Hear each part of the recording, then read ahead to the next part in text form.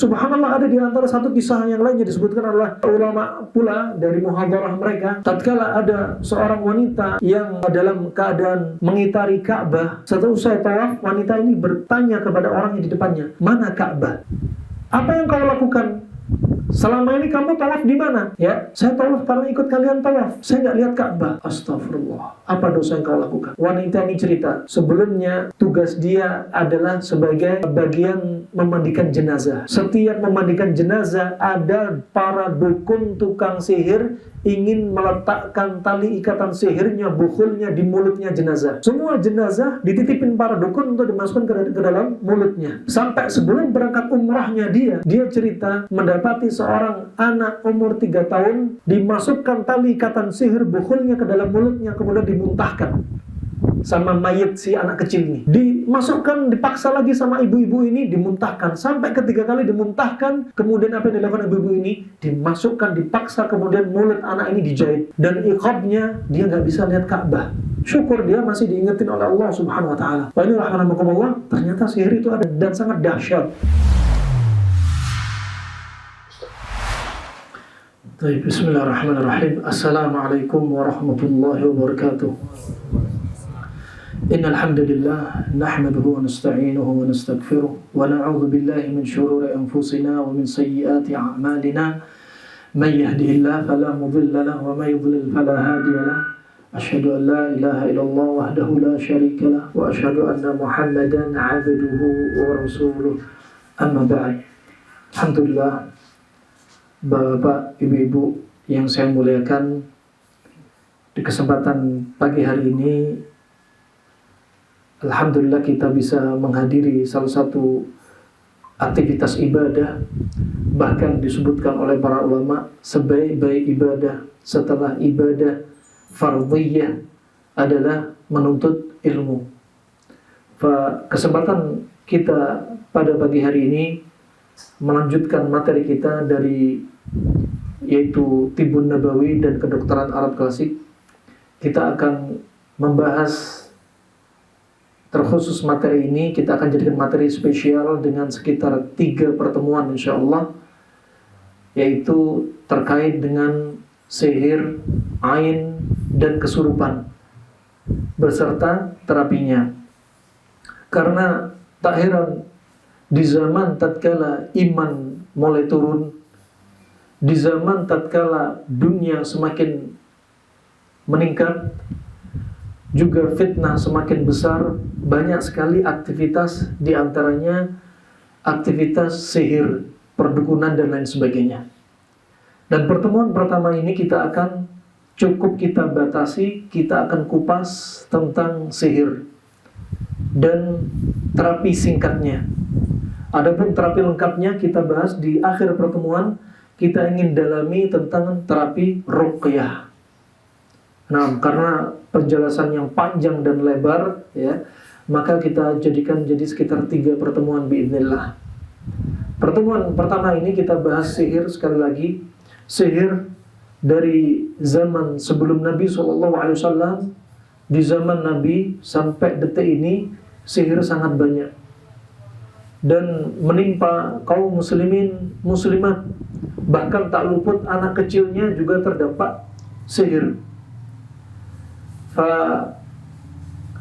Sihir ini adalah termasuk kalimatun ghamidah, termasuk kata yang penuh dengan misteri, ya, yang terkadang ada yang disebutkan Nabi SAW. Nabi menyampaikan, mengabarkan kepada kita.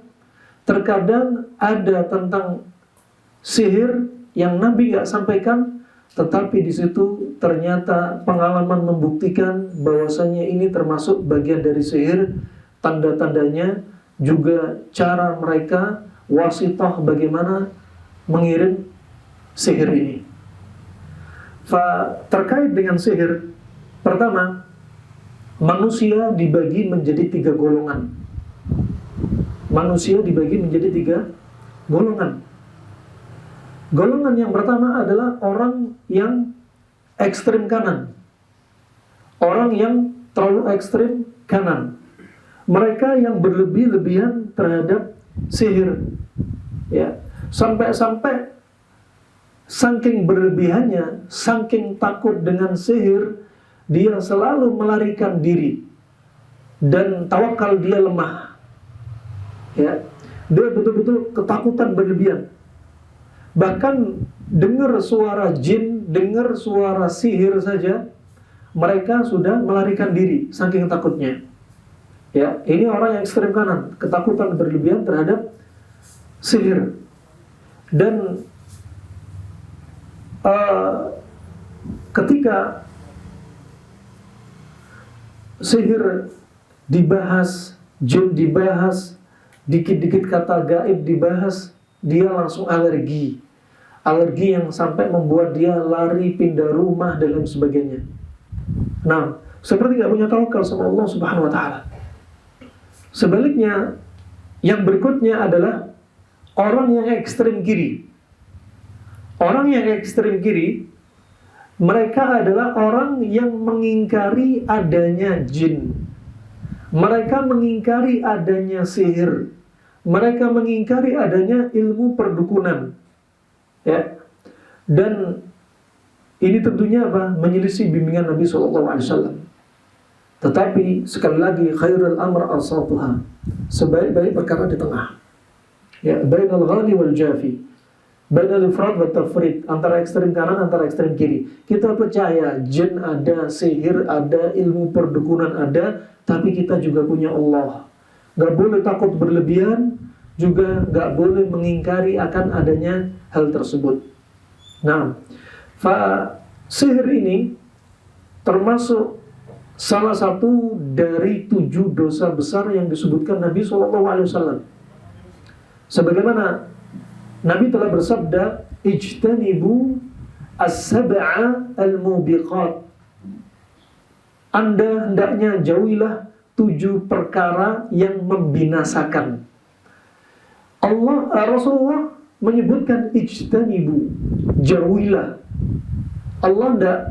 Rasulullah enggak menyampaikan utruku. Kalau utruku itu seperti sesuatu yang dekat. Tapi kalau ijtanibu, sesuatu yang lebih jauh. Artinya betul-betul jauhkan dari diri Anda. Bukan hanya tinggalkan, tapi jauhkan. Ini menunjukkan larangannya lebih berat. Qalu ya Rasulullah, wa ma hun? Apa 7 perkara tersebut ya Rasulullah? Kemudian Rasulullah sebutkan asyirku billah. Mensekutukan Allah Subhanahu wa Ta'ala. Ya. Kemudian apa? Wasihru.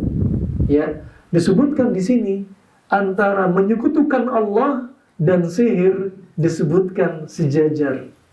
Ya, disebutkan syirik billah, kemudian sihir. Dan sihir sendiri sebenarnya juga termasuk kesyirikan. Juga termasuk kesyirikan. Wa qatlun nafs allati harramallahu illa bil haqq, dan membunuh jiwa yang tidak layak untuk dibunuh, diharamkan untuk dibunuh. Ini juga termasuk dosa besar. Wa aklu riba, makan uang riba. Wa aklu malil yatim, makan hartanya anak yatim. Wa tawalli yaumaz zahf, ya, dan melarikan diri dari medan peperangan, dari medan pertempuran. Wa qadfu al-muhsanati al-mu'minati al-ghafilati, riwayat Imam Bukhari. Dan yang berikutnya, yang ketujuh adalah yaitu menuduh wanita yang suci, yang menjaga dirinya, yang mukminah, yang tidak terpikir untuk berbuat zina sekalipun dituduh dia berbuat zina. Maka ini juga dosa besar. Ya, padahal menuduh ini. Ya. Nah, ini rahmatullah jami'an, syahidnya dari hadis ini, sihir termasuk salah satu dari 7 dosa besar yang membinasakan pelakunya. Dan wujudnya jin itu ada. Ya, jin itu ada. Jin itu umum. Adapun setan adalah kalangan jin yang dia yaitu ma'asi, yang dia kufur dari Allah dan Rasulnya, dan bapaknya setan adalah iblis laknatullah alaih. Fa al-jin, ya, kata al-jin disebutkan di dalam Al-Quran 120 kali. Kata-kata jin bentuk jamak atau bentuk tunggalnya dengan segala bentuk wujudnya, itu disebutkan 120 kali. Dan sebagaimana kaidah usul fiqh, in dala ala syai' dala ala annahu fihi syai'. Kalau Allah sebutkan sering berkali-kali, sesuatu berkali-kali, pasti ada mau yang dimaukan oleh Allah Subhanahu wa taala. Di antaranya apa? Agar kita tidak terjatuh dalam jebakan mereka, agar kita tidak dibisikin oleh mereka, agar kita tidak ikut dalam kesesatan mereka. Ya. Ini menunjukkan apa? Makar mereka sangat bahaya. Makanya diingatkan. Juga ada kalangan jin yang mereka masuk Islam. Ya, yang mereka Islam. Dan kalimat al-jan, ya, itu ada 7 kali disebutkan dalam Al-Quran. Ya, kalimat asyaitan disebutkan 68 kali di dalam Al-Quran. Syaitan diambil dari kata syatana. Syatana. Artinya apa? Ya, yang keluar dari ketaatan Allah. Ya, makanya ada setan dari kalangan jin dan setan dari kalangan ins. Ya, nah, itu mereka-mereka yang keluar dari ketaatan Allah Subhanahu wa taala. Nah, dan adapun jin diambil dari kata dari huruf jin dan nun. Kata yang tersusun dari jim dan nun ini yaitu menunjukkan sesuatu yang tidak nampak kasat mata. Seperti apa? Jin, kenapa dinamakan jin? Karena kita nggak bisa melihat. Ya.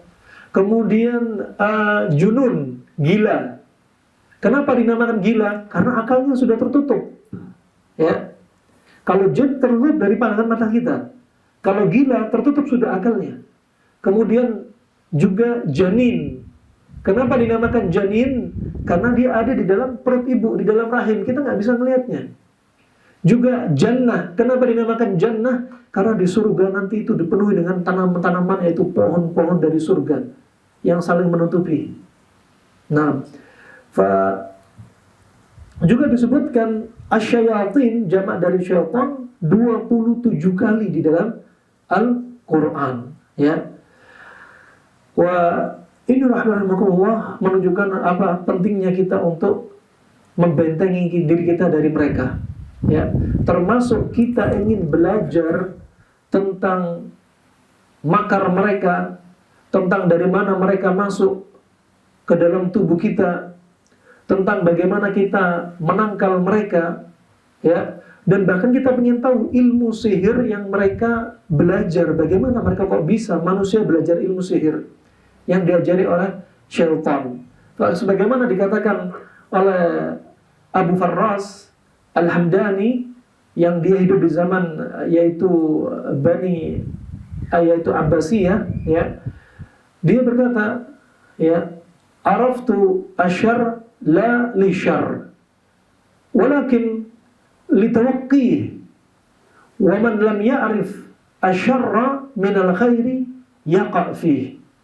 Ya, kata beliau, aku mengetahui kejelekan bukan untuk aku terjatuh dalam kejelekan itu. Kita belajar ilmu tentang apa sih sihir, bukan kita ingin belajar sihir. Tapi apa? Agar kita tidak terjerumus dalam malapetaka yang mereka sebabkan, dan kita tidak terjerumus dalam ilmu sihir yang diajarkan oleh syaitan. Barang siapa yang tidak tahu kejelekan dari kebaikan, maka bisa jadi apa? Dia terjatuh dalam kejelekan tersebut. Nah, ini perlu kita pelajari. Sihir yang disebutkan lafadznya dalam Al-Quran ini menunjukkan bahwasanya sihir itu ada, jin itu ada. Ini bantahan bagi mereka-mereka yang apa? Mengingkari tentang adanya sihir, mengingkari tentang adanya ain, mengingkari tentang adanya kesurupan, mengingkari tentang adanya jin. Ini ada, jelas-jelas ada. Kalau Al-Quran menyebutkan, cukup kita beriman. Ya, ini hakikatnya ada, bukanlah perkara khayaliyah. Bukan khayalan, jin itu khayalan, bukan. Ya. Nah, karena sebagian orang yang mengedepankan otak, akalnya, dia nggak percaya dengan hal-hal yang seperti ini. Makanya sebagian orang terapis, baik dokternya, ataupun herbalnya, atau terapis apapun, dia harus belajar juga seperti ini. Karena ada kasus beberapa penyakit, yang kasus itu nampaknya medis, ternyata bukan medis. Ternyata pelakunya adalah kaum jin. Jin bisa bikin penyakit kanker. jin bisa bikin keputihan, juga jin bisa bikin penyakit kegilaan, jin juga bisa bikin alergi dan lain sebagainya. Nah, wa ini rahmatullah jami'an. Makanya tibbun nabawi, kata Ibnu Qayyim, pengobatan ala Nabi, ya, kata Ibnu Qayyim, laisa kasairi at-tibb, tidak seperti pengobatan ilmu kedokteran yang lainnya. Karena pengobatan yang datang dari Nabi itu apa? Kata Ibnu Qayyim, mutayaqqanun qat'iyyun li'annahu yasdur min akhbar al-ilahi. Karena pengobatan tibbun nabawi itu adalah pengobatan yang pasti, meyakinkan. Kenapa? Sumbernya dari wahyu. Kita harus mempercayainya. Kalau itu betul-betul sanadnya sahih dari Nabi tentang tibbun nabawi. Dan tibbun nabawi mengajarkan pengobatan untuk kasus medis dan non-medis. Termasuk bagaimana cara mengatasi sihir. Ada yang datang dari Nabi, sabit, ada yang tidak datang dari Nabi, tapi para ulama menyebutkan bagaimana cara natakhallus min hadhil asya, untuk hilang dari semua efek sihir ini. Nah, juga rahimahumullah, lafaz tentang sihir Allah sebutkan juga di dalam Al-Qur'an, ya, dengan berbagai bentuknya, ya. Kata kerja atau kata bendanya di dalam Al-Qur'an disebutkan 60 kali. Bayangin, disebutkan dalam Al-Qur'an tentang jin disebutkan 160 kali. Jim dan nun 160 kali, tentang sihir 60 kali. Masih mau mendustai apa yang datang dari Al-Qur'an? Ya. Apakah Anda nggak percaya kecuali setelah Anda kena sihir? Enggak kan? Ya, makanya biar nggak kena nih kita belajar. Ternyata ada bahayanya dari sihir, jin dan syaitan. Allah Subhanahu wa taala di antaranya juga menyebutkan dalam surat Al-Baqarah ayat 102, ya, yu'allimuna an-nasa sihr. Yang mana setan ini, jin ini mengajarkan kepada manusia tentang sihir. Ya, sihir ada caranya, ada ilmunya. Bagaimana manusia punya ilmu sihir, tentunya ada gurunya. Dan gurunya manusia adalah setan. Ya, sebagaimana disebutkan, ya, oleh para ulama, athar di antaranya dari Sa'id bin Musayyib, ya, bahwasanya tatkala ada seseorang yang sempat berdialog dengan jin, ya, waktu itu jin cerita kepada dia, kami mengajari manusia untuk berbuat keburukan, tetapi manusia, ya, betul-betul mahir, sangat mahir sekali melakukan kemaksiatan, keburukan, kejelekan, sehingga kami belajar selanjutnya kepada manusia. Ya, gurunya manusia setan untuk berbuat kejelekan, tapi ternyata manusia modifikasi kejahatan yang dilakukan manusia lebih dahsyat, sehingga setan kemudian berguru kepada manusia. Nah, ini termasuk apa? Ilmu sihir ini, ya, diajarin oleh syaitan, manusia diajari oleh setan, ya. Nah, di antaranya kita ingin tahu bagaimana manusia belajar. Ternyata tata caranya banyak. Setan yang membisiki, dan ini tidak diajarkan oleh Nabi. Nabi tidak mengabarkan kepada kita kecuali seperti ayat ini. Mereka lah yang mengajari. Bagaimana mengajarinya? Fakta membuktikan melalui, ya, uji coba ternyata beraneka ragam. Di antaranya mereka mengajari manusia ilmu sihir dengan segala sesuatu yang melanggar syariat, seperti menginjak-injak Al-Quran, ya. Sebagaimana kisah yang nyata tahun 90-an, ada bapak-bapak dikatakan seorang alim, ya, dan dia punya kekuatan yang tidak dimiliki oleh orang lain, sehingga dia dijuluki sebagai seorang wali. Kemudian ketika wafatnya, bapak ini berwasiat kepada ibunya, ya, jangan sampai ada yang buka pintu kamar mandi ini, ya, kalau saya sudah wafat. Dan anaknya yang sudah belajar ilmu tauhid, kemudian serta-merta langsung membuka pintu kamar mandi, karena tidak mungkin apa yang disampaikan pasti ada sesuatu. Dicongkellah pintu kamar mandi, ternyata dijapati syaitan yang menyesatkan bapaknya, yang berwujud makhluk yang hitam. Kemudian diusirlah setan ini, dan dicari ada apa yang mencurigakan di kamar mandi. Ternyata pijakan dari kloset ini terbuat bukan dari keramik, tapi dari kayu. setelah dicongkel ternyata isinya mushaf. Untuk belajar ilmu sihir gampang, ya, yaitu apa? Langgar syariat Allah. Di antaranya mereka mengajarkan kepada manusia, yaitu apa? Dengan belajar ilmu sihir, di antaranya caranya adalah dengan menulis surat-surat tertentu dalam Al-Quran, surat Al-Fatihah atau surat Al-Ikhlas dengan darahnya wanita haid dan nifas. Banyak sekali cara-cara, ya, yang ditempuh, ya, subhanallah. Ini akhirnya apa? Menyebabkan apa? Setan siap menjadi apa? Khodamnya mereka. Setan siap untuk menjadi pelayannya mereka. Apa yang manusia minta, setan akan bantu. Wah, ini hakikatnya butuh bantuan dari mereka. Hakikatnya adalah kesyirikan. Subhanallah. Wa ini rahmanahumullah jami'an. Juga Allah telah sebutkan dalam surat Yunus ayat 81, "Falamma alqa qala Musa ma ji'tum bihi as-sihr innallaha sayubtiluh." Ya. Dan tatkala mereka, para tukang sihirnya Fir'aun berkata, ya, ketika melemparkan yaitu tali-talinya, Musa berkata, "Ma ji'tum bihi as-sihr." Kalian sebenarnya tidak mendatangkan sihir. Innallaha sayubtiluh. Allah lah yang akan membatalkan, Allah lah yang akan menghabiskan. Ya, sihir mereka nggak berarti apa-apa. Dan sihir para tukang sihir Fir'aun waktu itu hanya pakai khayalan, tali dikhayalin jadi seperti ular, hanya khayalan, bukan hakikat. Dan kemudian tongkatnya Nabi Musa yang jadi ular yang lebih besar menelan, ya, tali atau wujud ular dari tukang sihirnya Musa alaihissalam. Ya.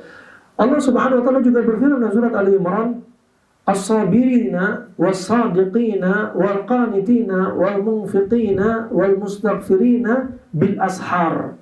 Di sini ada kata ashar. Ya. Ashar di sini bukan sihir.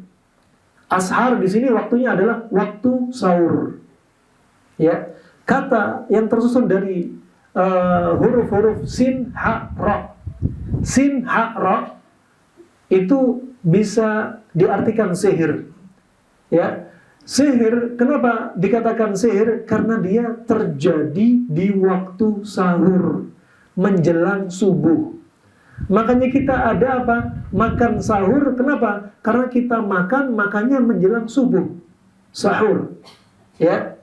Dan sihir juga seringnya terjadi dihembuskan tiupan sihir tersebut menjelang waktu subuh. Nah, kemudian berikutnya pembahasan yang kedua tentang definisi sihir. Tentang definisi sihir. Nah, sihir ini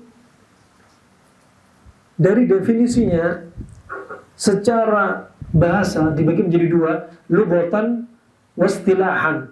Adapun secara bahasa, sihir itu yaitu apa? Ma khufiya walaqufa sababuh, yaitu yang tersembunyi dan sangat lembutnya sebabnya. Kenapa? Karena sihir ketika masuk tubuh gak kerasa. Ya, dan juga dia dilakukan di waktu sahur. Nah, dia tersembunyi, gak bisa dilihat kasat mata, masuknya pun gak kerasa, tiba-tiba sudah ada dampak dari sihir. Nah, ini secara bahasa. Nah, berikutnya sihir ini yang terjadi seringnya yaitu di akhir malam, ya, yang betul dalam keadaan apa? Khafiyah, dalam keadaan samar-samar. Orang pada nggak tahu. Nah, adapun secara syar'i, secara istilah, sihir itu dibagi menjadi dua. Sihir secara istilah syar'i dibagi menjadi dua. Ya. Yang pertama adalah uqadun wa raqiyun ay qira'ah wa tala'sim, yaitu dengan apa? Uqad, ya, seperti bukhul, tali ikatan sihir, ya, bukhul, atau dengan bacaan-bacaan tertentu atau dengan tulisan-tulisan tertentu. Bacaan-bacaan tertentu atau tulisan-tulisan yang tertentu. Ya, ini yang pertama, jenis sihir secara syar'i yang pertama. Dan subhanallah, ya, mereka diantaranya menjadikan at-talasim, ya, talasim seperti simbol-simbol. Antum kalau lihat, ada kalau simbolnya misalkan ada tulisan-tulisan di dalamnya, tulisan nggak jelas, kemudian ada simbol kotak. Kalau simbolnya kotak, sebagaimana teman-teman ahli ruqyah yang mereka sudah biasa meruqyah dan menemukan simbol-simbol ini, kotak itu diartikan dengan unsur tanah dan bumi. Ya, unsur tanah dan bumi. Kalau bulat itu diartikan dengan unsur elemen besi. Ini ilmu perdukunan nggak dijelaskan Nabi, tapi para ahlinya melihat dengan kebiasaan mereka. Ima berita ini muncul dari tukang sihir kemudian taubat, atau tukang sihir yang mengkabarkan apa yang sudah dia rumuskan dari perjanjian dengan syaitan. Nah, dan ada yang menggunakan yaitu logo seperti segitiga. Segitiga itu diidentikan dengan unsur api, ya.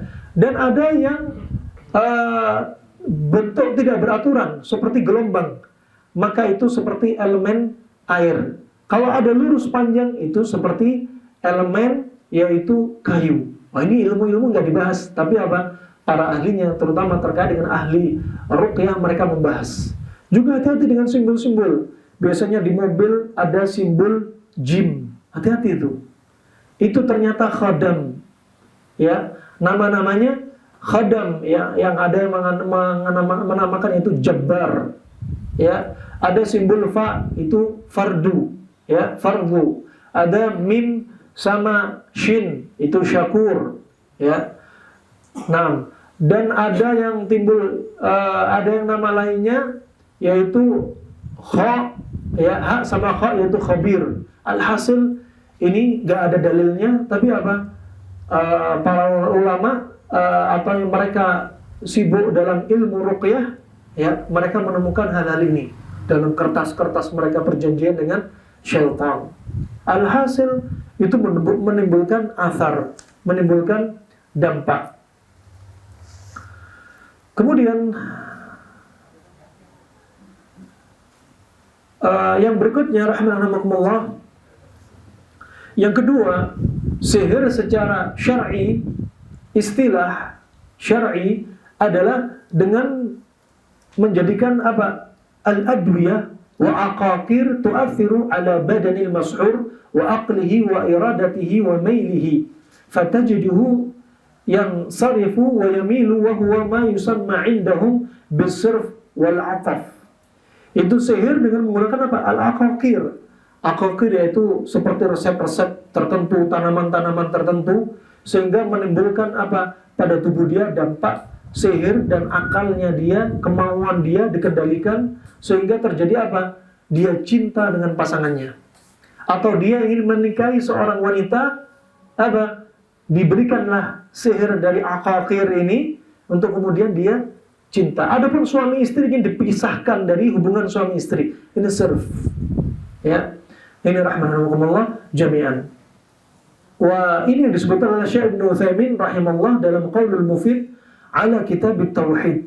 Ya. Dan sihir ini, kata beliau, kata Syekh Ibnu Utsaimin rahimahullah, itu bisa apa? Yu'athir fi badanil mashhur. Ya, bisa berdampak kepada badannya orang yang kena sihir. Sihir memberi dampak. Jadi sihir ini bukan apa? Bukan suatu khayalan saja, tapi bisa memberikan dampak fisik. Ya.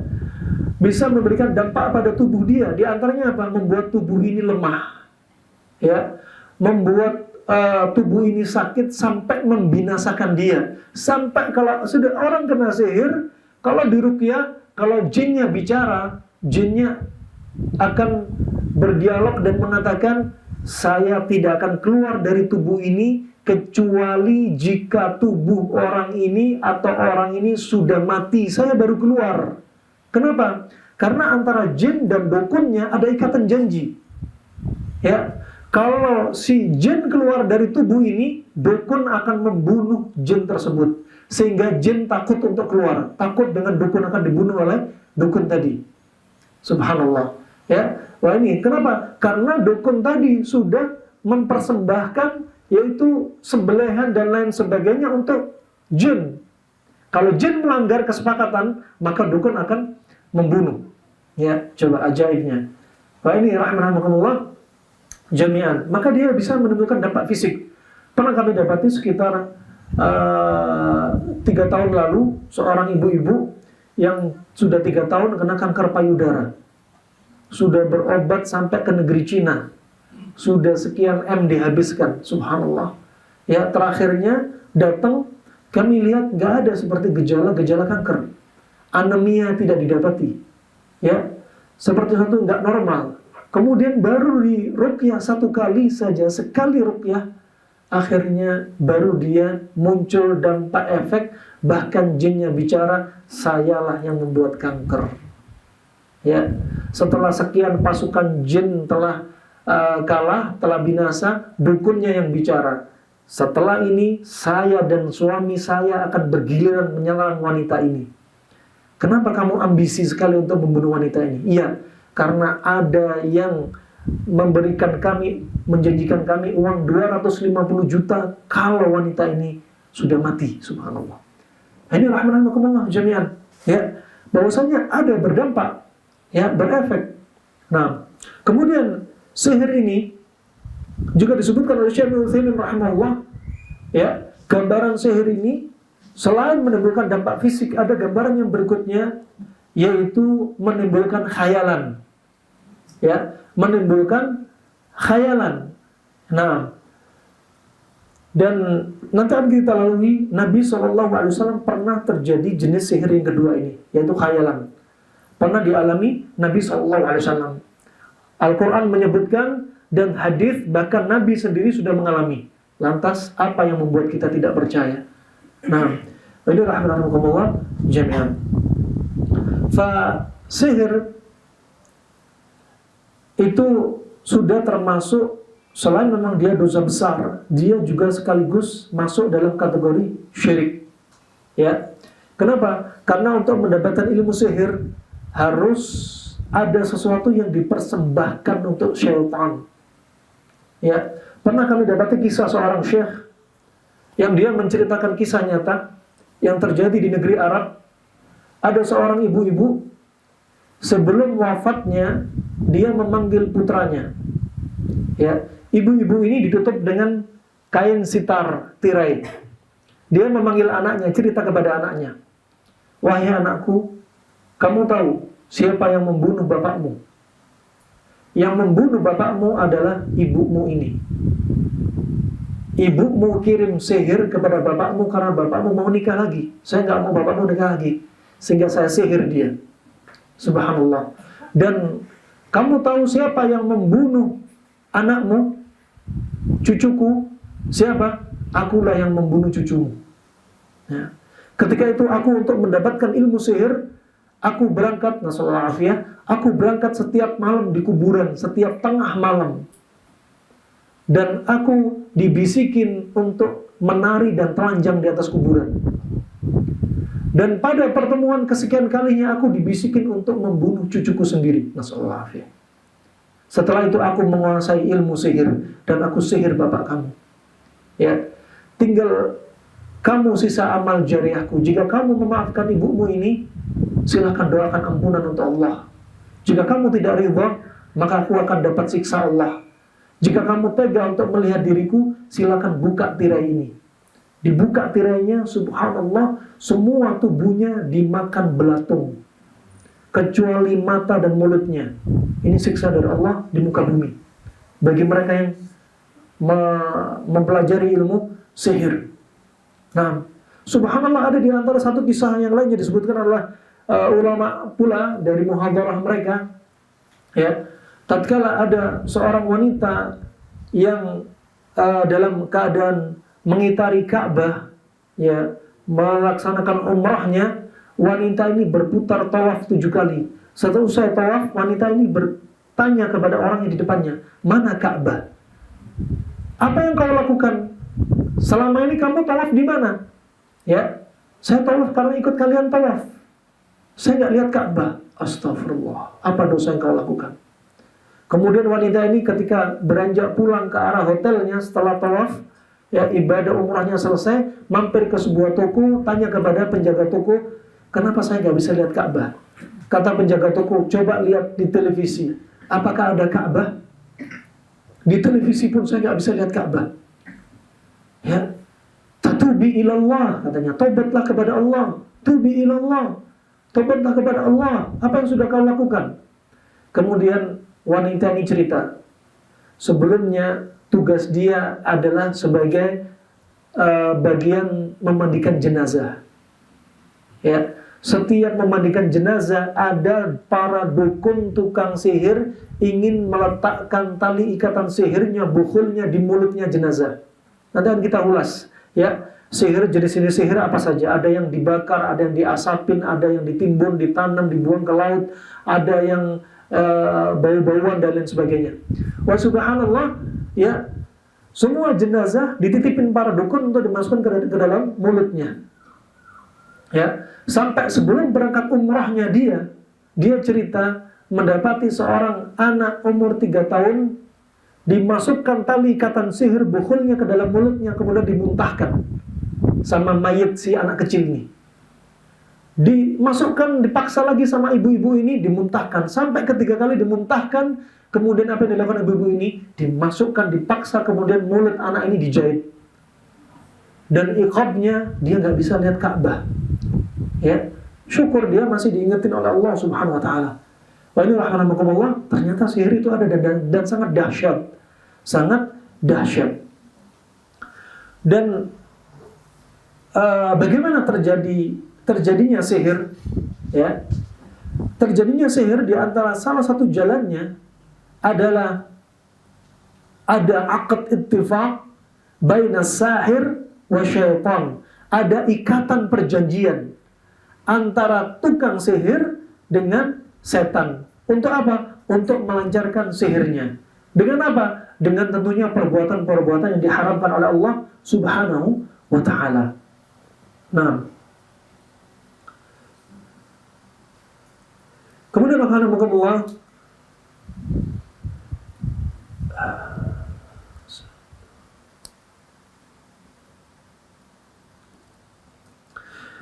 apapun akadnya sihir, ya, kalau sihir itu dilancarkan ke seseorang, ya, nanti akan ada perantara-perantara apa yang membuat diri kita mudah terserang sihir. Sihir mudah nyampe kepada seseorang. Di antaranya dengan seringnya dia berbuat maksiat. Ya, di antaranya dengan seringnya dia berbuat kebid'ahan. Dengan seringnya dia berbuat kesyirikan. Dengan seringnya dia terjatuh dalam perkara-perkara maksiat dari zina, makan uang riba dan lain sebagainya. Ya, ini adalah pintu-pintu celah yang sihir itu mudah masuk.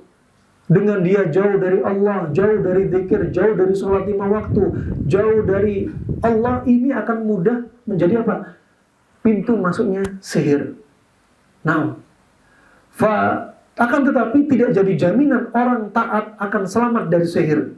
Tapi akan menjadi sebab perantara orang itu terbentengi dari sihir dan jin. Ya. Dan mutlak orang kena tidak kena atas izin Allah Subhanahu wa Ta'ala. Seperti Nabi. Siapa Nabi? Sudah dijaga malaikat Jibril, ya, dijamin masuk surga, ya. Subhanallah, dibentengin oleh para malaikat. Ibadah, kalau ibadah kakinya sampai bengkak-bengkak. Bengkak karena apa? Banyak ibadah. Lain zaman kita, bengkak karena kena asam urat, ya. Bengkak karena sakit-sakitan, ya. Fa inna rahmanakumullah jami'an. Fa semua atas izin Allah Subhanahu wa Ta'ala. Atas izin Allah Subhanahu wa Ta'ala. Makanya Allah berfirman, "Wa ma hum bidharina bihi min ahadin illa biidznillah." Tidaklah mereka termasuk jin, dukun, setan tidak akan membahayakan manusia salah seorang pun dari kita kecuali dengan izin Allah. Seperti apa? Sihir itu nyampe kepada Nabi. Kenapa? Izin Allah. Ya, untuk memberikan ibrah. Nabi loh kena sihir nyampe. Tapi nggak bisa jadi sombong pula. Sekarang ada preman disihir sama berapa dukun kebal. Ya. Bukan karena preman ini kuat, jinnya numpuk banyak, jinnya lebih kuat, bukan. Tapi karena Allah belum mengizinkan si preman ini sihirnya belum sampai pada dia. Nah, dan al-aks bil aks, Nabi sampai kenapa? Karena atas izin Allah Subhanahu wa taala.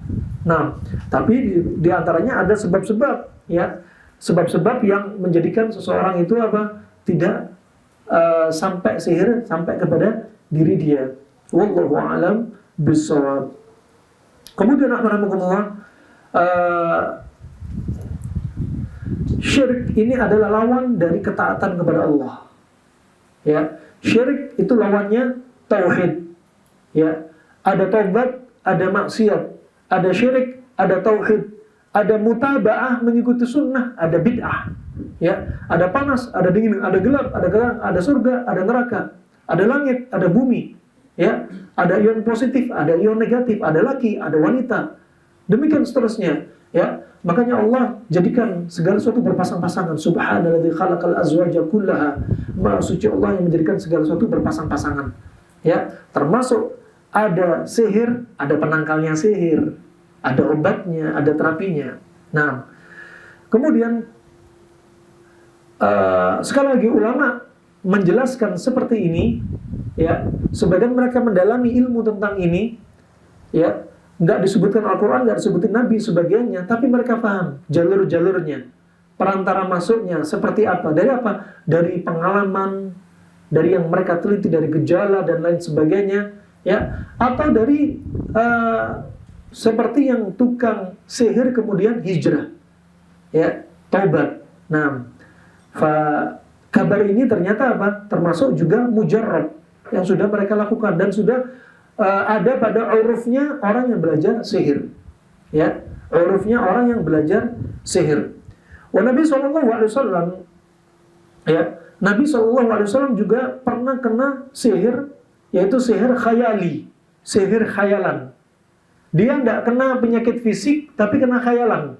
Ya, sebagaimana datang dalam riwayat Imam Bukhari dari Aisyah radhiyallahu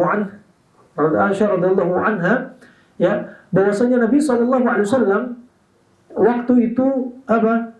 Kana yukhayyal ilahi anna ya'ti ahlahu wa la ya'ti. Dia pernah menghayal mendatangi istri-istrinya, padahal Nabi nggak pernah mendatangi istrinya. Ada yang menyebutkan sekitar 6 bulan. Ya, Nabi merasa mendatangi istrinya, padahal istrinya nggak ada yang mengakui Nabi mendatangi mereka dari 9 istrinya. Nah, wah, kalau jomblo ya hanya ngayal aja, nggak ada istrinya tapi ngayal. Ya, nah, ngayal ingin dapat istri. Nah, ini yang ada pun yang punya istri disihir apa? Disihir biar nggak bisa datengin istrinya. Nah, sihir ini, ya, sebagaimana datang dalam lafaz bahwasanya Ibnu Qayyim menyebutkan Rasulullah minta kepada Allah, ya, Rasulullah minta kepada Allah agar ditampakkan ini apa penyebabnya.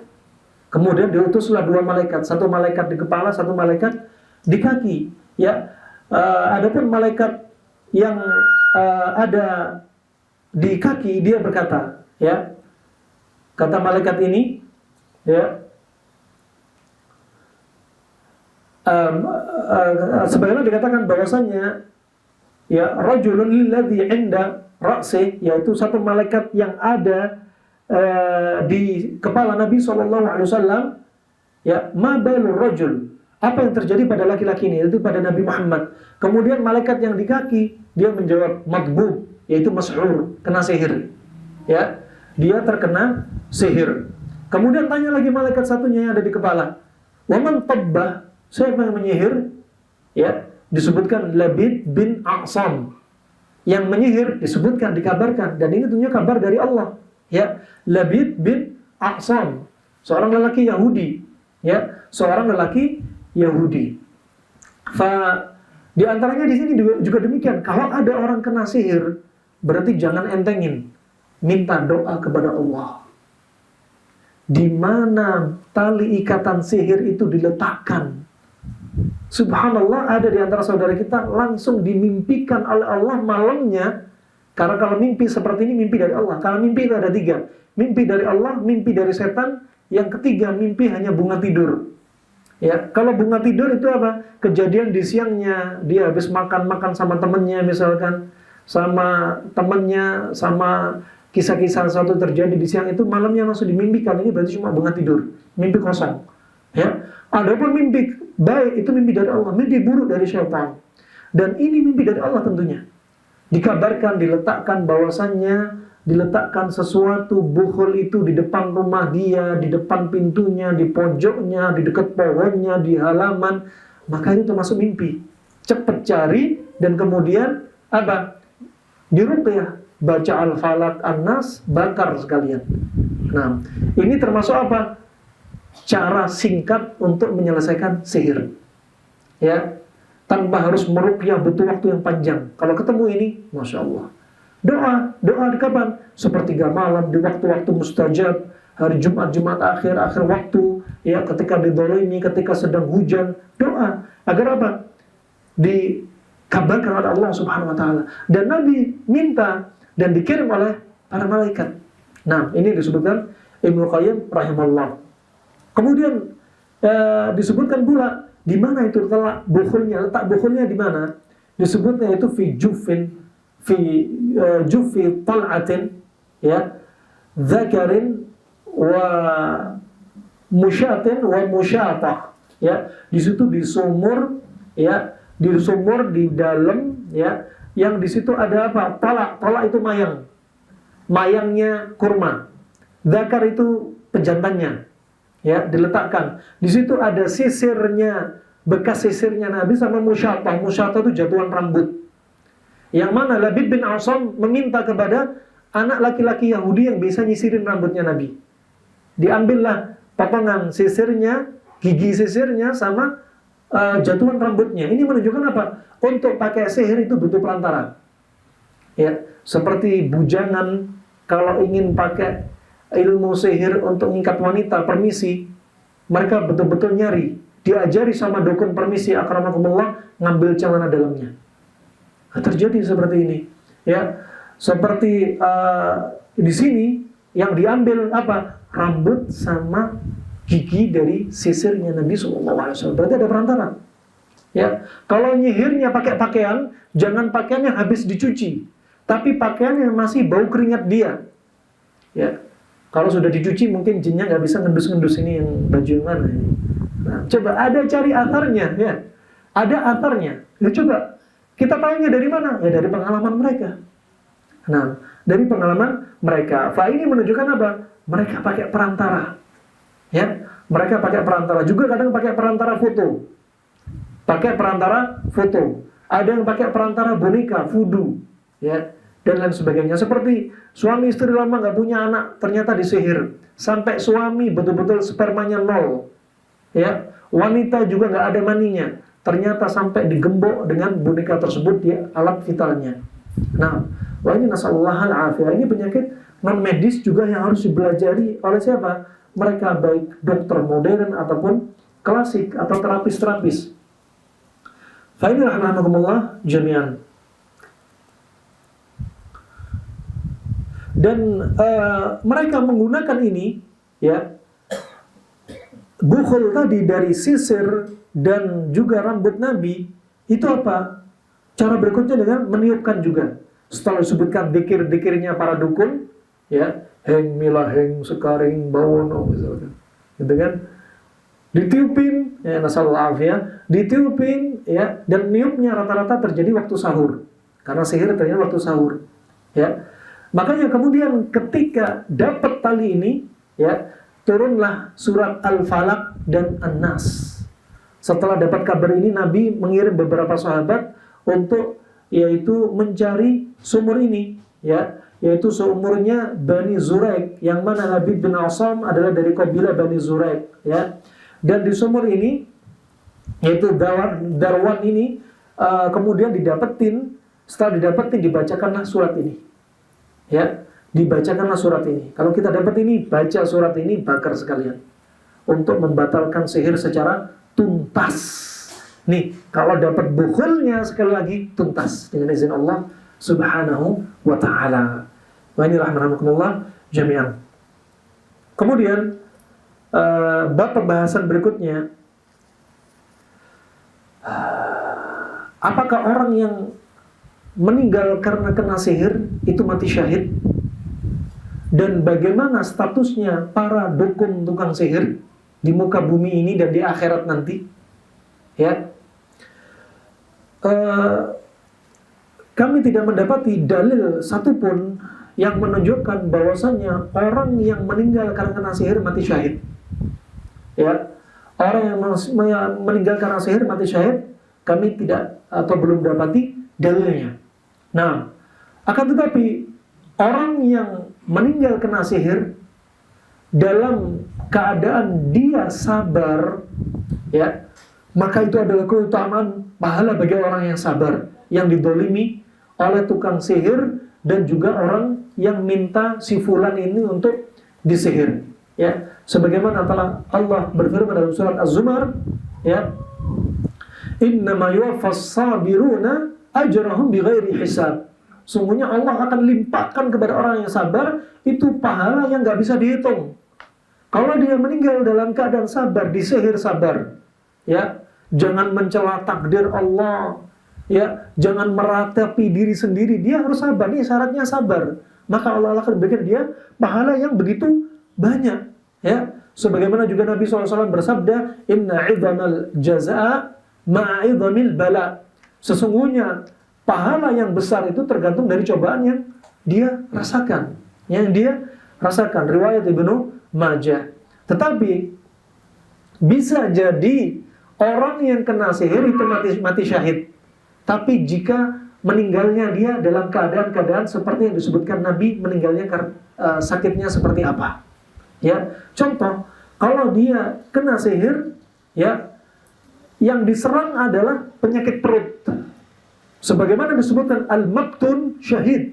Orang yang sakit perut, maka dia mati syahid. Ya, bukan mati syahid di medan perang, tapi mati syahid karena sakit perut. Seperti disihir, yang serang apa? Lambungnya. Yang diserang ginjalnya. Pernah ada teman kami, kebetulan dia kerja di radiologi di daerah Sulawesi, ketika melakukan ronsen, di ginjalnya ditemukan gambar keris kecil. Nampak di ronsen. Nah, wah ini dia kalau sakit, karena apa? Sakit kalau ginjal tembus ke perut. Ya. Kemudian seperti apa? Kolik abdomen, sangat sakit sekali. Maka kalau dia meninggal, bisa meninggal dalam keadaan syahid. Syahid kenapa? Sakit perut. Ya. Atau dia kena sihir, tapi apa? Muncul penyakit datul janb. Datul janb disebutkan oleh Al-Hafidz Ibnu Hajar dan Ibnu Qayyim adalah termasuk ciri-ciri atau apa? Selaput paru-paru, yaitu infeksi paru-paru, pleuritis, selaput paru-paru. Ya, kalau dia meninggalnya datul janb, ya, maka dia mati syahid. Kalau ternyata dukun yang ngirim sihir ke paru-parunya, ya.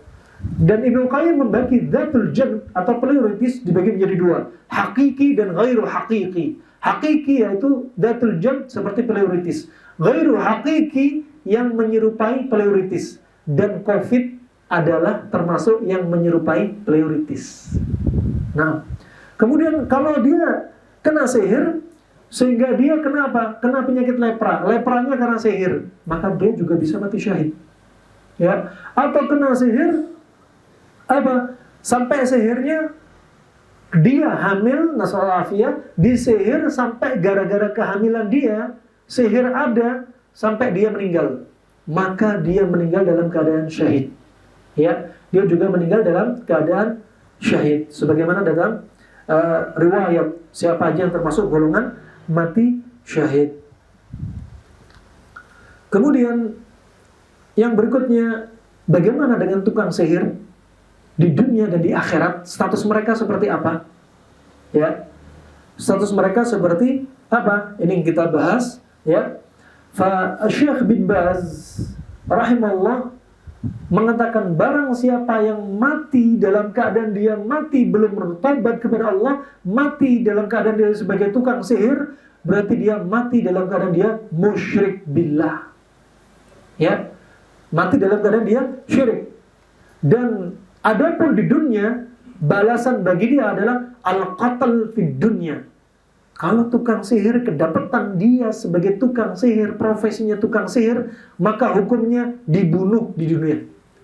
Aqatal fid dunya wal akhirah. Di akhirat juga disiksa.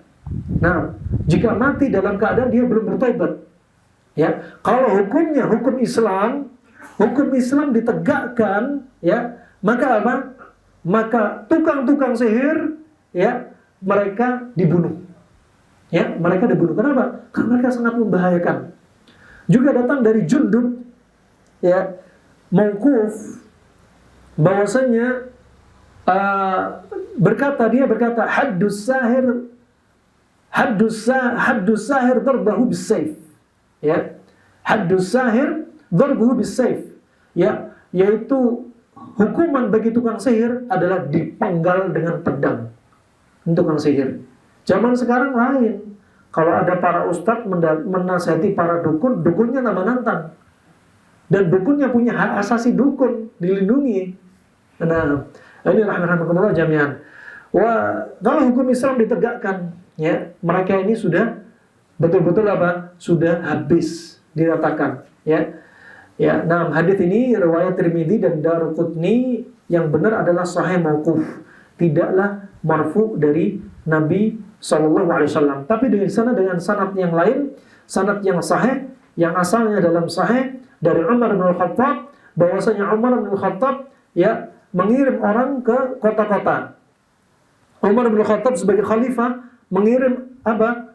Orang-orang delegasi ke kota-kota, ya, di bawah pemerintahan atau kekhilafan Umar bin Khattab. Kemudian apa wasiat Umar? Uqtulu kulla sahirin. Bunuhlah semua tukang sihir, ya. Faqattalu thalatha sawahir, ya. Maka dibunuhlah sekitar 3 orang tukang sihir di zaman Nabi SAW. Cuma zaman Umar bin Khattab. Di zaman Umar bin Khattab yang dibunuh cuma 3 tukang sihir. Menunjukkan apa? Syariat Islam ditegakkan. Sekarang, ya, jangankan satu kota, satu kampung aja bisa berapa tukang sihir. Nah, ini rahmatullah jami'an. Dari zaman dulu sebelum Nabi sampai detik ini, tukang sihir rata-rata profesinya dari kalangan kaum wanita. Kenapa? Karena iman mereka lemah, mudah dikuasai oleh syaitan. Dan rata-rata mereka memang kaum wanita. Di daerah Sukotra, di pulau, termasuk bagian dari Yaman, Sukotra ini termasuk pulau yang tanaman itu hampir, ya, nggak didapati tanaman di daerah yang lain. Orang-orang Prancis pergi ke sana melihat tanamannya sangat indah, ajib. Nggak didapati di pulau manapun di muka bumi ini. Silakan dibuka di Google, Pulau Sukotra. Ya, ada namanya tanaman Damul Ahwain dan lain sebagainya. Waktu itu sekitar 70 tahun lalu, disebut oleh kakek moyang orang Yaman, ya. Rata-rata wanita ini diambil dari wanita-wanita ditangkap. Waktu itu ditangkapin, kemudian dinaikkan kapal laut. Di jarak sekitar ratusan meter dari tepi laut, wanita dicemplungkan satu-satu ke laut. Yang tenggelam langsung diselamatin. Yang nggak tenggelam berjalan di atas air, ditunggu di tepi daratan, langsung ditangkap, dipenggal. Nah, ini di negeri Yaman terjadi waktu itu. Nah, wa ini rahmatullah jami'an, ya, sebagai sejarah ternyata dahsyat sekali ilmu perdukunan tentang sihir ini. Dan Allah Subhanahu wa ta'ala telah menjadikan hukuman bagi orang-orang yang mereka profesinya tukang sihir, ya, di akhirat juga disiapkan. Yang itu khusus untuk jatahnya mereka tukang sihir. Walaqad alimu laman ishtarahu ma lahu fil akhirah min khalaf.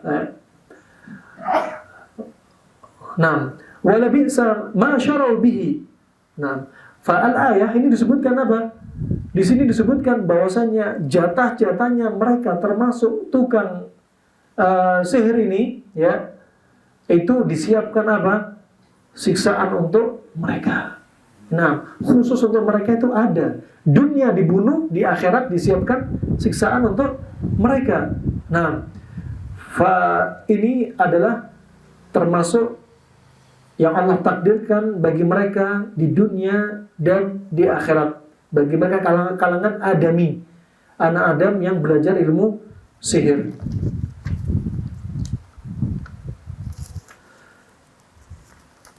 berikutnya anwa'us sihir. Jenis-jenis sihir. Ya. Sihir dibagi menjadi dua. Sihir hakiki dan sihir takhayyuli. Sihir hakiki yaitu sihir yang mempunyai athar, mempunyai dampak, ya, mempunyai dampak dan bisa dilihat dampak tersebut. Ya, karena sihir juga bisa menimbulkan dampak fisik, dan dampak fisik itu bisa dilihat seperti yang kita sebutkan tadi, seperti kanker. Ya, dia bisa menimbulkan penyakit, dia bisa membunuh, bisa mencegah orang yang mau nikah untuk tidak bisa nikah. Ya, terjadi juga di antaranya juga dia juga bisa menyebabkan orang mandul. Ya, juga dia bisa menyebabkan rezeki seseorang itu sempit. Pernah mendapati salah satu klinik di salah satu daerah di Jawa Timur, ya. Klinik ini terkenal agak mahal. Subhanallah, orang-orang pintar, julukan orang pintar sebenarnya ini para dukun. Namanya aja dibungkus dengan nama Masya Allah, orang pintar, orang alim dan lain sebagainya. Padahal hakikatnya dukun. Makanya apa? Al-ibrah bil haqa'iq wa laysa bi kathratis musammayat. Ya, yang bisa diambil, yang kalau faktanya yang jelas apa, hakikatnya dia seperti apa, nggak usah banyak-banyakan nama. Kalau minuman ini memabukkan, walaupun namanya diganti-ganti, tetap dia khamr. Ya, kalau orang ini orang pintar nih, dia hakikatnya pakai ilmu perdukunan, ilmu sihir, ya hakikatnya dia tukang sihir. Jangan sebut dia orang pintar. Ya, subhanallah, ditaburkan di depan pintu klinik, subhanallah, satu pun berbulan-bulan nggak ada pasien yang datang. Sampai seperti itu, subhanallah. Ya. Wah, juga sihir untuk menyerai-beraikan suami istri dan sebaliknya. Sihir untuk bikin suami istri tambah apa? Tambah lengket. Kalau wanita sudah kena sihir ini, nanti wanita ini nggak mau lihat laki-laki yang lain. Ya, pokoknya yang paling tampan di luar rumah, di dalam rumah itu hanya suaminya sendiri. Ini sampai sihir yang ditimbulkan. Tapi apa? Dampaknya banyak. Wanita ini gampang marah. Ya. Emosinya labil, sholat tidak khusyuk, ya, kemudian sering lupa dan lain sebagainya. Coba bayangin. Nah, hakikatnya nggak ada kebaikan sama sekali kalau kita butuh bantuan jin. Sama sekali nggak ada kebaikan. Ya, makanya fayata'allamuna minha ma yufarriquna bihi bainal mar'i wa zawji. Ya, mereka ini apa? Belajar darinya apa? Bagaimana cara untuk memisahkan antara suami istri, coba. Nah, Al-Quran sudah menyebutkan bahwa ini terjadi. Kemudian sihir yang kedua adalah sihir takhayyuli, yaitu sihir yang berupa apa? Hanya tamuyah dan khidha. Takhayyul, hanya di akal, seperti digambarin ini dan itu. Ya, seperti apa tadi? Sebagai firman Allah Subhanahu wa taala dalam surat Taha, ya, fa idza hibaluhum wa isiyuhum yukhayyalu ilaihi sihrahum. Ya. Apa tali-tali mereka dan tongkat-tongkat mereka itu hanya dihayalkan dengan apa? Sihir mereka. Hakikatnya mereka itu hanya tali dan tongkat ditampakkan seperti ular dan lain sebagainya. Ini apa? Hanya khayalan. Hanya khayalan. Kemudian rahmanakumullah, ya, ada di antaranya sihir, dia sihir macam-macam, ya. Ada sihir mahabbah. Sihir untuk mendatangkan kecintaan. Ya. Sihir untuk mendatangkan kecintaan. Ciri-ciri sihir ini diantaranya apa? Orang ini, ya, baik itu orangnya sebelum nikah atau sudah nikah, ya, tampak yang ditampakkan apa? Ditampakkan dalam mimpinya, di hadapan dia selalu laki-laki yang menyihir dia, ya, laki-laki yang menyihir dia. Permisi, sampai apa? Ini belum nikah, sampai terjadi keinginan wanita ini untuk apa? Berhubungan intim senggama dengan laki-laki tadi. Nah, ini karena apa? Dampak dari sihir. Nah, sampai cintanya terjadi apa? Cinta buta. Ya, cintanya cinta buta. Pokoknya dah laki-laki ini salah benar, pokoknya dia adalah laki-laki yang kuka bumi. Enggak peduli dia berbuat maksiat apa tidak. Nah, kemudian yang berikutnya, sihir juga dibagi-bagi menjadi bagian yang sangat banyak ada di antaranya 6 jenis sihir ya terkait dengan perantaranya. Pertama apa? Sihir al-ma'kul, yaitu sihir yang masuk melalui makanan. Ya, misalkan ada seseorang ingin nyihir orang lain, minta kepada dukun, ya, tukang sihir untuk apa? Agar dia tunduk sama si fulan ini. Ya, akhirnya diletakkan di atas makanannya, ditaburin bisa, diletakkan di makanan. Nah, bekerja juga sihir masyrub melalui minuman. Ya, pernah kami dapati ketika di Yaman, ya, di antara orang-orang tua yang menjadi korban dari anak-anaknya yang sempat diculik, ya. Jadi ada beberapa, bukan beberapa, mayoritas orang Syiah, ya, yang ada di Yaman, yaitu Syiah Rafidhah, ya, yang nggak dianggap Islam sudah. Nah, karena saking parahnya mereka, Syiah ini mereka untuk mengambil pasukan ternyata menculik, nasallallahu ya, menculik anak-anak kecil di bawah 20 tahun juga, ya, diculik kemudian dikasih air minum. Dan sihir ini ada pada air minum tersebut. Dengan demikian dia ingin memerangi semua kaum muslimin yang bukan golongan dia. Dan bapaknya merasa kehilangan. Akhirnya bapaknya menelusuri jejaknya dan ketemu anak tersebut. Ketika diajak pulang, apa kata ini? Anta ya abi, anta kafir. Wahai bapakku, kamu adalah orang kafir. Kamu halal darahnya, coba. Ya, kemudian diambil paksa sama bapaknya, dibawa kabur dengan kendaraan, diruqyah, akhirnya ternyata keluar. Ini termasuk apa? Contoh sihir al-masyrub, ya. Ada juga sihir al-mashmum. Dari apa? Aroma-aroma. Pakai kemenyan-kemenyan, ya, atau yang wangi yang lainnya, biar nggak curiga, kemudian dia sudah terkena sihir. Ada juga sihir al-madfun, sihir yang ditimbun. Seperti tadi apa? Imma dibuang di lautan, imma dibuang, dimasukkan ke dalam mulutnya jenazah untuk dimasukkan kuburan. Nah, juga ada sihir marsyush, yaitu apa? Yang ditaburin. Biasanya ini terjadi, juga kami sering dapati kasus, ya, orang yang kena sihir ini ketika hendak masuk rumah, pulang kerja, mau ketemu istrinya, menginjakkan kaki, baru buka pintu, semua kaki itu rasanya panas, tubuhnya panas. Ketika keluar rumah, dingin. Ya, ini diantara juga termasuk sihir tabur, ya, atau marsyush. Kemudian ada sihir mu'allaq. Sihir mu'allaq seperti jimat-jimat. Ya, seperti ada yang kotak, ada yang bulat, di dalamnya ada tulisan-tulisan macam-macam, pakai jin khadam dan lain sebagainya. Nah, kemudian dan semua ini, alhasil semua ini dari 6 jenis yang disebutkan sini itu ada cirinya masing-masing. Ada cirinya masing-masing, ya. Nah,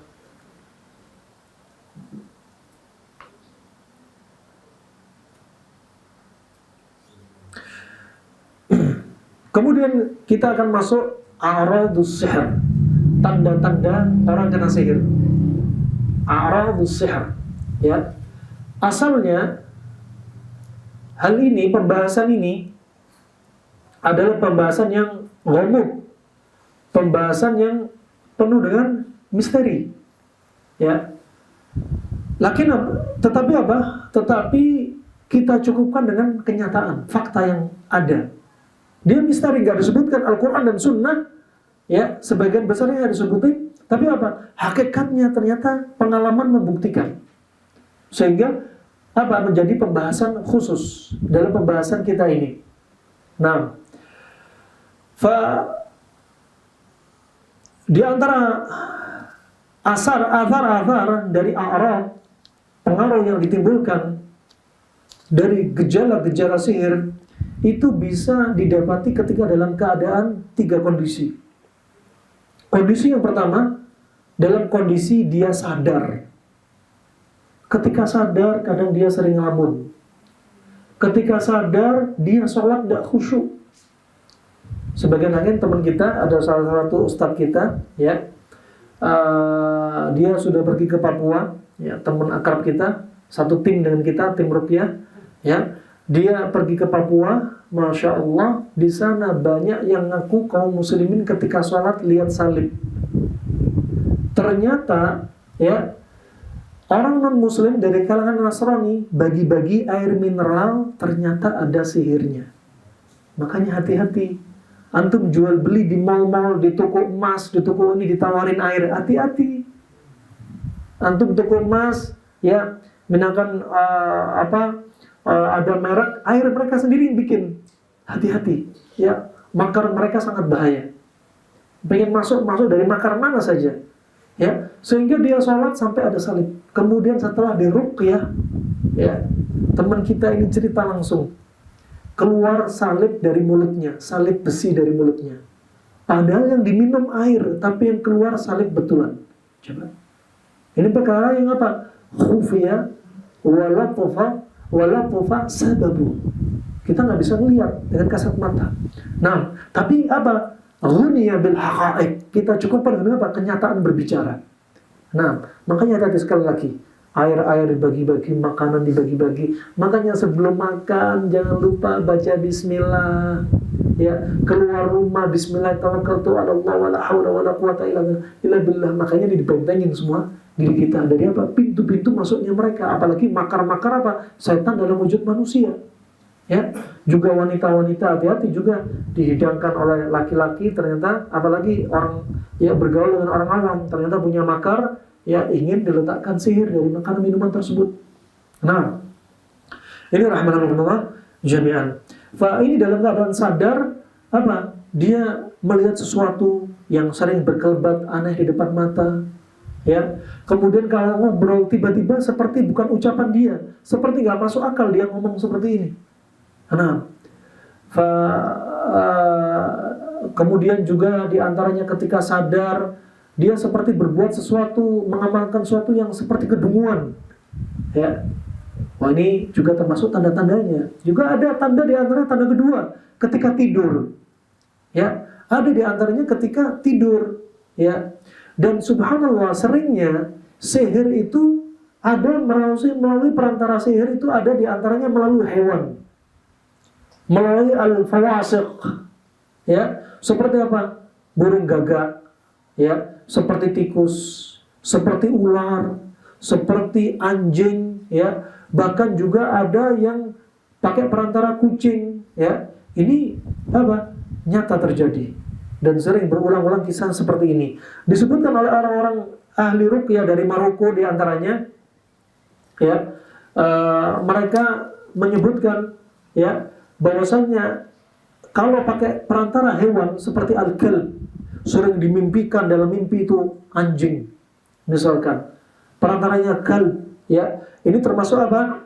Di antaranya huwa lil jalb wa ain lil kalb al mayyit lil intiqam, ya, menunjukkan apa? Lil jalb, untuk mendatangkan sesuatu. Seperti apa? Mendatangkan pasangan. Ya, kalau matanya anjing, ya, atau anjing itu sendiri, maka itu adalah kalau kita melihat apa anjing itu mati, maka itu adalah sihir untuk balas dendam. Karena ada aja subhanallah pengalaman itu beda-beda, dicatat terus pengalaman tajrubah berulang-ulang yang sama dicatat dibukukan sama mereka. Kalau melihat al-ma'iz kambing Jawa, ya, dia termasuk sihir yang paling kuat, ya. Sihir yang paling kuat, imma untuk membuat pasangan suami istri tambah lengket atau bikin cerai suami istri. Kalau ditambahkan sihirnya adalah bulunya kambing Jawa, maka ini termasuk salah satu sihir untuk apa? Seorang pemuda atau pemudi biar nggak nikah-nikah. Tuh, pengalaman. Nah, ternyata ada di sana dicoba seperti demikian. Kemudian juga di antaranya jadi perantara hewan juga apa? Seperti juga kecoa, seperti cicak, ya, seperti kelabang, ya. Dan ini ternyata sudah dari masa lalu sudah teruji coba sering seperti ini. Pernah kami ruqyah seorang ibu-ibu yang rumahnya disihir. Kami ruqyah tiba-tiba keluar dari balik pakaiannya, di belakangnya dekat bokongnya keluar kecoa. Dari mana? Padahal tadi ibu-ibu nggak nginjak kecoa, keluar kecoa, ya, keluar banyak semut-semut merah, subhanallah, ajib. Bahkan ada ketika diruqyah keluar dari atapnya ular dan cicak-cicak. Ini ternyata apa? Perantara. Nggak bisa dipungkiri. Nggak ada dalilnya, tapi apa? Apa? Seringnya berulang-ulang seperti demikian. Sehingga menjadi konsep. Wah, ini berarti makarnya mereka nih. Nah, ini rahmatullah jami'an. Terkait dengan sihir, kesembuhan, dan terapi-terapinya, itu ada 4 unsur.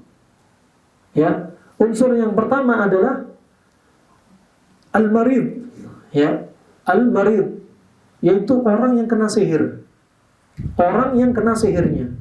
Ya, baik dampaknya berdampak kepada fisik badan dia atau berdampak kepada hati dia.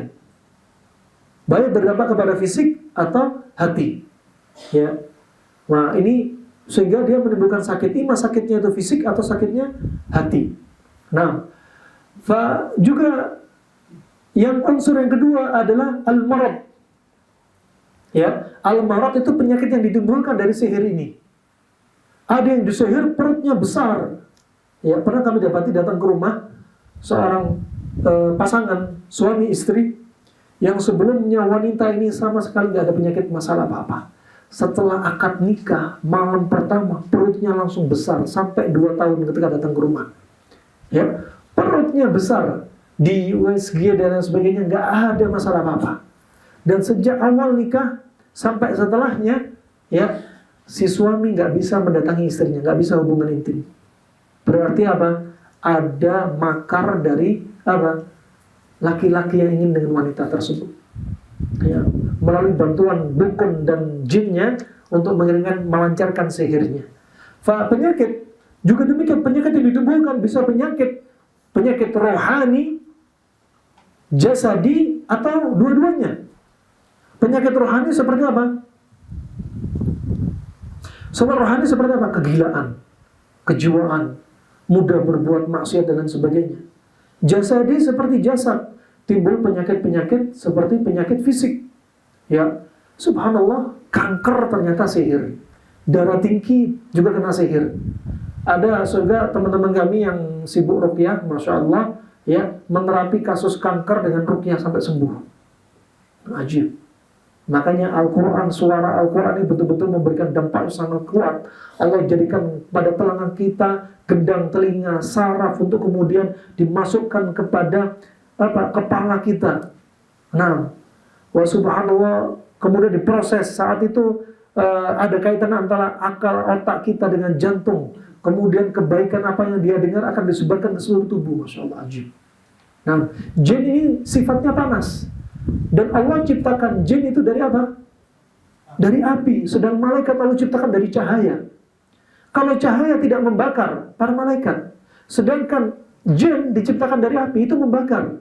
Makanya kiasnya iblis ketika mengatakan ana khairum min khalaqtani min nar wa khalaqtahu min tin.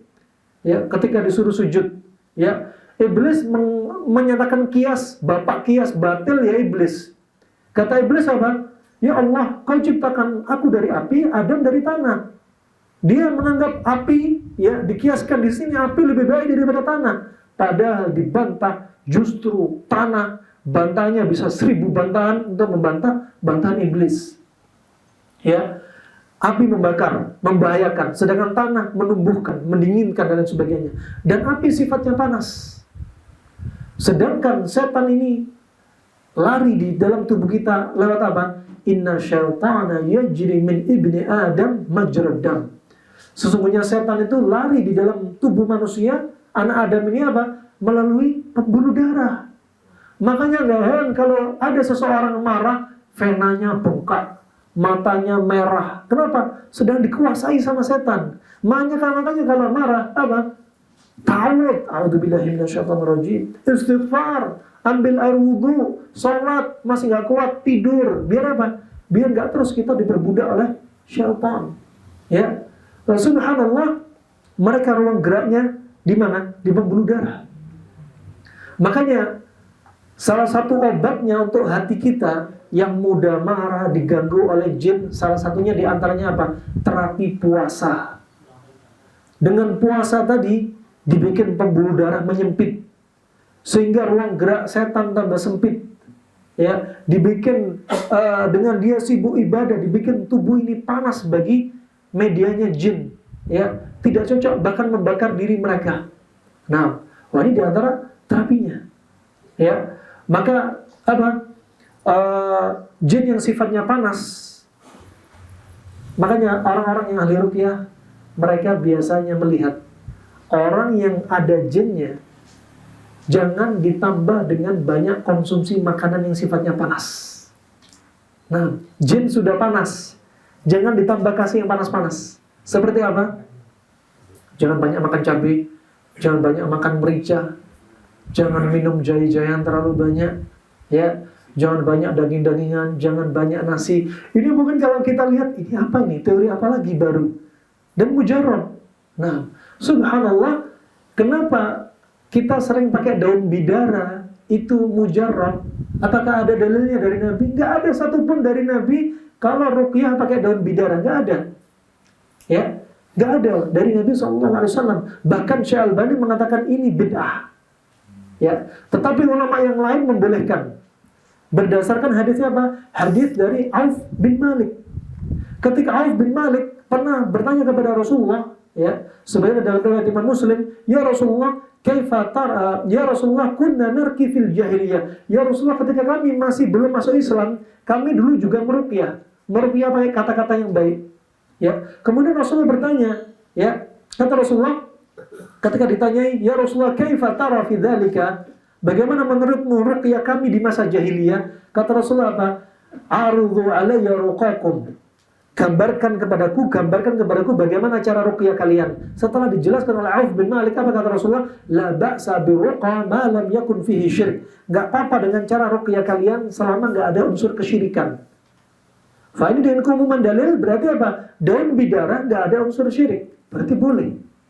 Nah, di antaranya Al-Hafidz Ibnu Hajar, juga Imam As-Sa'di, dia menyebutkan kalau ruqyah pakai 7 helai daun bidara ditumbuk, masukkan air, bacain ayat ruqyah.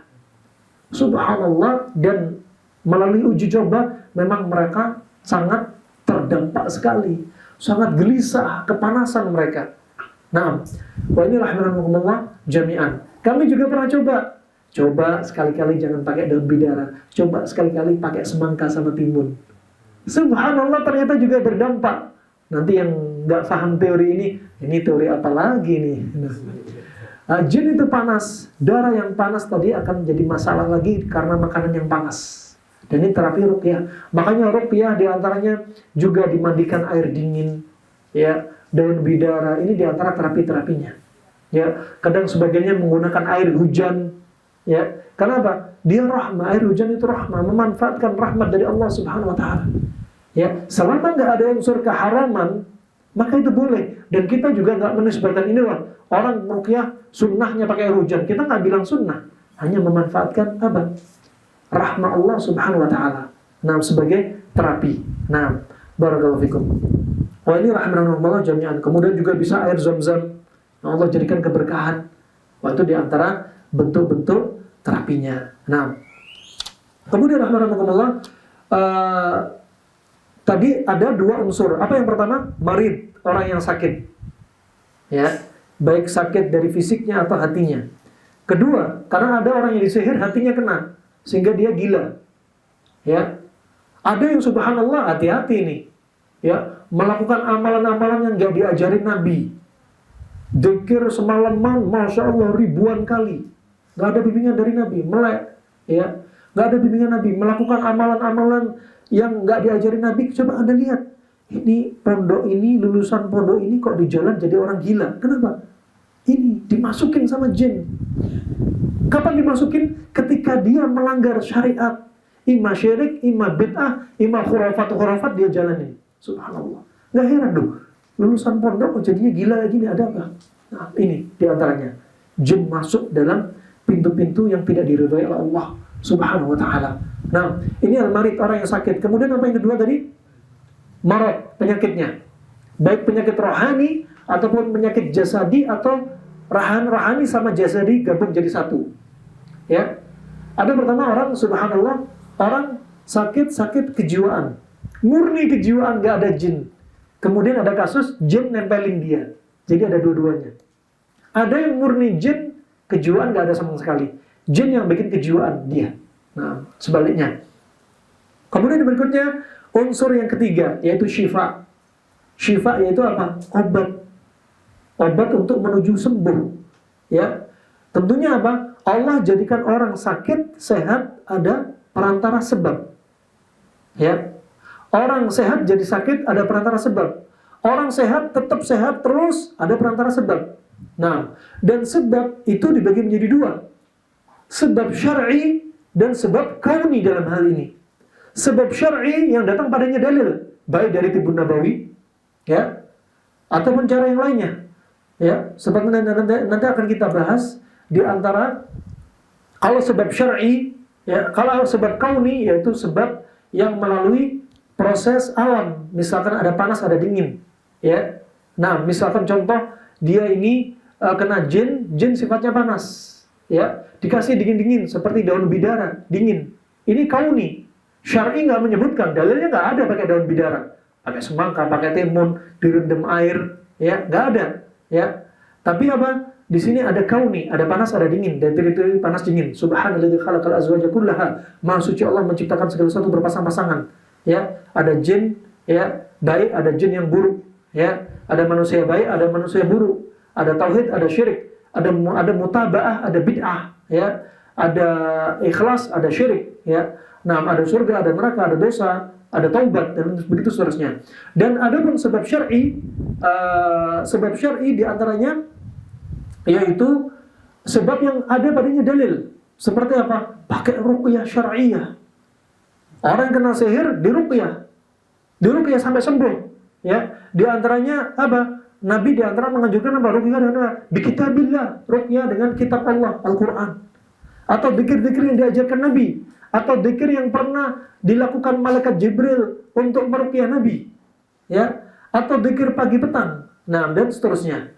Atau ada cara lain, cara Tibbun Nabawi, ya, yang dengan digunakan terapi ini, dia masuk jadwal Tibbun Nabawi, tapi nggak disebutkan khusus untuk ruqyah. Tapi cara ini, cara Tibbun Nabawi yang lain, yaitu bekam. Ternyata bisa untuk sihir. Nah, bagaimana kronologinya bekam kok bisa untuk sihir? Disebutkan oleh Ibnu Qayyim rahimahullah ta'ala dalam Zadul Ma'ad fi hadi khairil ibad. Fi hadi khairil ibad. Beliau menyebutkan salah satu terapi yang manfaat adalah, ya, dari kasus sihir ini dilakukan dua terapi. Terapi yang pertama, istikhrajuhu wa ibtaluhu, mengeluarkan dan membatalkan sihir. Dengan cara apa? Tadi dicari tali ikatan sihirnya, bukhulnya. Seperti hadits Aisyah, riwayat Imam Bukhari tadi, ketika Nabi SAW disihir sampai berkhayal sekitar 6 bulan, dia seolah mendatangi istrinya, padahal nggak pernah datangi istrinya. Nabi minta kepada Allah agar ditampakkan. Maka diutuslah 2 malaikat, dikasih tahu bahwasannya ada bukhul yang ditelakan di sumur Darwan ini, ya, sumurnya Bani Zuraik yang diletakkan oleh Labid bin Asam, seorang lelaki Yahudi ini. Setelah ketemu langsung sembuh Rasulullah. Seperti apa? Seperti tali ikatan itu lepas dari Rasulullah. Seperti Rasulullah nggak mengalami apa-apa, sembuh total. Maka ini cara yang pertama. Dengan apa? Temukan bukhulnya. Cara yang simpel, jalan pintas. Makanya sekali lagi tadi apa? Kalau pengen ketemu, jangan lupa doa sama Allah di waktu-waktu mustajab agar tali ikatan sihir ketemu. Yang kedua, dengan cara apa? Istifrahu fil mahallil ladzi yasilu ilaihi adha as-sihr. Yaitu mengosongkan tempat di mana sihir itu dia rasakan. Seperti sakit kepala. Ya sudah, kosongkan daerah kepala. Dengan cara apa? Dibekam. Kenapa? Karena tadi, inna syaitana yajri min ibni Adam majrad dam. Karena setan itu lari dalam tubuh manusia melalui pembuluh darah. Dengan bekam ini mengeluarkan darah. Kenapa? Untuk membersihkan mereka. Pertama, bekam itu Tibbun Nabawi. Yang kedua, dengan darah yang kotor tadi dibersihkan juga, ya. Plus apa? Bisa jadi, kita nggak bilang pasti apa jin ikut keluar, bisa jadi jin juga ikut keluar. Yang jelas media kotornya ikut keluar. Kenapa? Karena darah apa? Ikut padanya juga ruhul khabith, jiwa yang buruk. Nah, dikeluarin di tempatnya. Seperti kalau daerah kepala. Kalau daerah yang sakit, langsung daerah sakitnya yang mana. Nah, ini cara yang disebutkan oleh Ibnu Qayyim rahimahullah. Ini termasuk apa? Cara apa? Ta'thiran fit tabi'ah. Ya. Wa hayajani akhlatiha. Kenapa? Karena bulunya campuran dalam tubuh kita. Ya. Termasuk campuran dalam tubuh kita, ima campuran maknawi atau hissi. Maknawi kenapa? Karena roh kita yang jelek, hati kita yang buruk. Hissi seperti apa? Makanan kita yang nggak dijaga juga. Nah, apalagi nggak peduli dengan apa? Makanan halal apa haram, ya, maka akan jadi apa? Tempat tinggal mereka akan menjadi apa? Mizaj, percampuran yang kotor dalam darah, baik manawi ataupun hissi. Adapun dalil yang menyebutkan dari Abu Ubaid, ya, dalam kitab Gharibul Hadis disebutkan bahwasanya dari Abdurrahman bin Abi Layla bahwasanya Nabi SAW minta dibekam. Ihtajama ala ra'sihi biqarnin hina tubba. Nabi minta dibekam di kepalanya, ya, dengan tanduk dari hewan. Ya, ini menunjukkan bekam di zaman Nabi pakai tanduk. Tanduk dipotong ujungnya, kalau membekam disedot, kemudian ditutup lagi ujungnya. Dibiarin sekian lama menitnya, kemudian disayat, baru disedot lagi. Ya, makanya Nabi bersabda, aftarul hajim wal mahjum, batallah puasa orang yang dibekam sama yang membekam. Kenapa? Kami tanyakan kepada guru kami, ya kenapa? Karena waktu itu bekamnya pakai pedang, pakai pisau, lukanya besar, ya, bikin orang mudah pingsan, sehingga batal puasa dia. Atau orang yang membekam, kenapa? Kalau sudah ngisep, darah sudah ada, masuk ke mulut, batal puasa dia.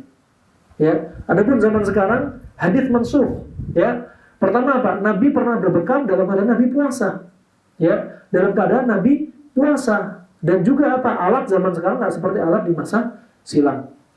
Alhasil darah dikeluarkan. Hadis ini, ya, tidaklah sabit sampai kepada Nabi SAW. Ya, karena hadis ini mursal. Hadis ini mursal, dan mursal min naw' al-inqita' wal inqita' min an-naw' ad-dha'if. Hadis yang mursal termasuk jenis hadis yang terputus, dan hadis ini termasuk sanadnya yang lemah, ya. Taib. Dan cara seperti ini, ya, disebutkan oleh Ibnu Qayyim rahimahullah.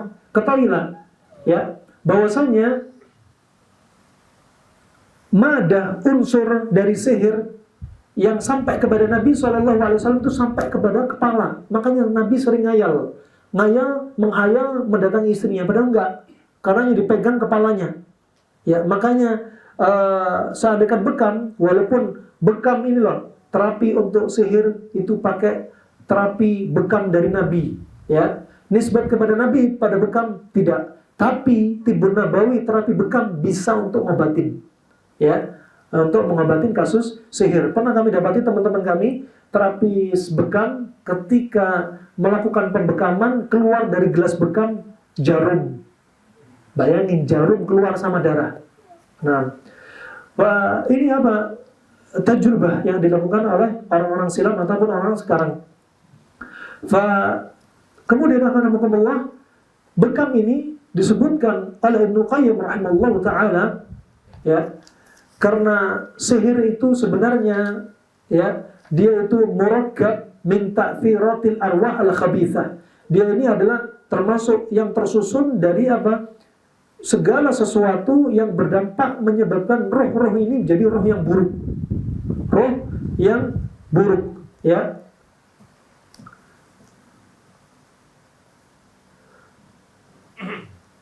Dan Hippocrates, bapak kedokteran Yunani, ya, dia juga menyebutkan al-asya' alladhi yanbaghi an tustafragha yajibu an tustafragha min al-mawadhi' allati hiya ilaiha amyalu bil asya' tuslahu listifraghiha.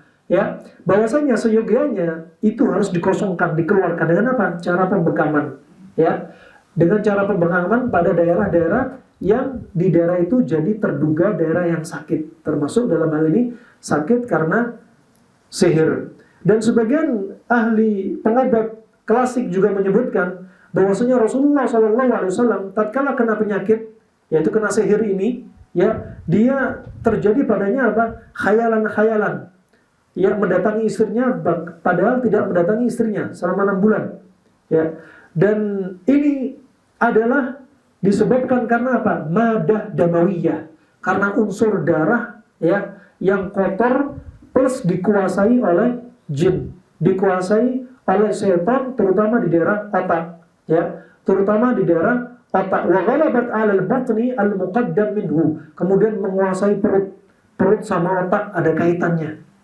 Ya, bisa jadi ini sihirnya apa? Sihir juga bisa melalui makanan juga bisa. Tapi yang dilakukan Labid bin A'sam pakai rambut dan sisir rambut Nabi SAW. Fa'azalat mizajuhu 'anil hala at-tabi'iyyah lahu wa kana istimalul hijama idzaka min ablaghil adbai. Seperti apa? Anjurin dia berwudu. Kedua, tanyai pada dia ya, maksiat yang sering dia lakukan. Walaupun tanpa diceritakan, cukup diri dia sebagai orang yang tahu dia sama Allah saja. Nah, kemudian contoh pada kasus rokok, kita sampaikan akan bahayanya rokok dan hukum rokok. Ya, kalau ada yang mengatakan makruh, makruh artinya dibenci. Apakah Anda suka dengan sesuatu dibenci? Ya, kalau yang berpendapat haram, ya, bahkan rokok bisa membunuh jiwa, walaupun secara pelan-pelan, maka tentunya kita tidak akan mengkonsumsi. Wala taqtulu anfusakum. Jangan bunuh diri kalian. La darar wala dirar. Enggak boleh bahkan diri kita ataupun orang lain. Kemudian orang ini dianjurin untuk bertobat dan dia siap taubat. Ini apa? Biar enggak sebagai Jazakumullah khairan, barakallahu fikum. Video ini dibuat atas partisipasi dari donasi Anda. Semoga menjadi amal jariah bagi Anda semuanya.